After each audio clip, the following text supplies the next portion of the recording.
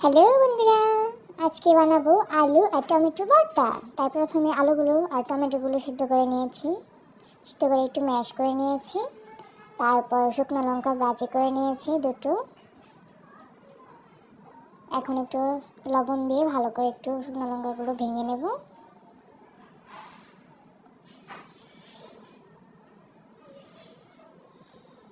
ভেঙে নিয়ে ভালো করে একটু মেখে নেব সবগুলো। আলু আর টমেটো শুকনো লঙ্কাগুলো ভালো করে মেখে নেব। মাখা হয়ে গেছে। এখন উপর থেকে ধনিয়া পাতা কুচি, তারপর লঙ্কা কুচি, তারপর উপর থেকে গরম তেল দিয়ে ভালো করে মেখে নেব। গরম গরম ভাত আর এর সাথে যদি ভর্তাটা হয় তাহলে তো খুবই মজা হয় খেতে।